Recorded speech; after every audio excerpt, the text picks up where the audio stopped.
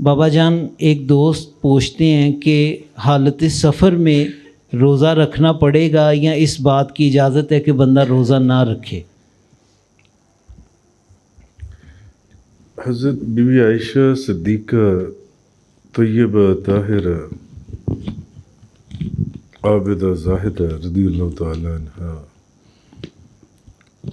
آپ فرماتی ہیں کہ حمزہ بن عمر اسلمی بہت روزے رکھا کرتے تھے، تو انہوں نے نبی کریم صلی اللہ علیہ وسلم سے پوچھا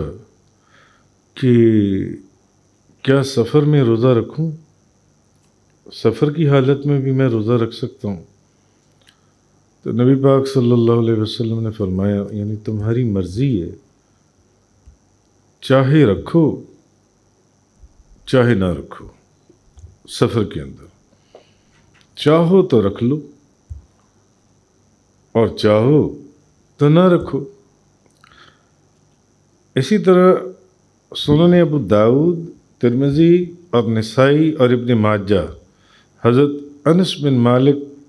کعبی رضی اللہ تعالیٰ عنہ آپ سے روایت ہے کہ نبی پاک صلی اللہ علیہ وسلم نے فرمایا کہ اللہ تعالیٰ نے مسافر سے آدھی نماز معاف فرما دی ہے، یعنی وہ 4 رکعت جو فرض ہیں ان کو کتنا پڑے گا؟ 2 پڑے گا، جو ان سے 2 پڑے گا۔ تو اور اگر وہ پورے 4 ہی پڑھے ڈبل ثواب ہوگا، کیا ہوگا؟ نماز ہی نہیں ہوگی، نماز ہی نہیں ہوگی۔ تو ابھی پچھلے دنوں کی ہی بات ہے، مجھے ایک صاحب ملے، تو پتہ نہیں کسی جگہ پر کہیں باہر مجھے نہ ملے، مجھے ذہن میں نہیں آ رہا، انہوں نے مجھے کہا، انہوں نے کہا میں تو نماز کو آدھی کرنے کی بجائے میں تو پورا پڑھتا ہوں نماز کو۔ اب دیکھیں یہ بات ہے کہ فقہ کو سمجھنا جون سا ہے یہ کتنا ضروری ہے کہ علم ہی نہیں ہے اور اپنے پاس سے ہی اللہ اور اس کے رسول کی یہ عبادت ہے یا مخالفت ہے؟ مخالفت۔ جب اللہ کے رسول نے کہہ دیا کہ بھی سفر کے اندر 4 فرضوں کو آپ نے 2 فرض پڑھنا ہے، اب کوئی بندہ 2 فرض پڑھے گا اس کو ثواب ہوگا؟ وہ نہ ہوگا، اس کی تو نماز ہی نہیں ہوئی۔ اچھا خیر، ہم اپنے موضوع تو اللہ تعالیٰ نے مسافر سے، نبی پاک صلی اللہ علیہ وسلم نے فرمایا کہ اللہ تعالیٰ نے مسافر سے آدھی نماز معاف فرما دی ہے، یعنی 4 رکعت والی وہ 2 رکعتیں پڑھے گا جن سے،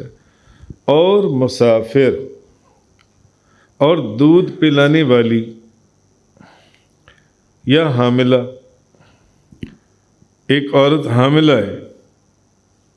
ایک عورت اپنے بچے کو دودھ پلانے والی ہے،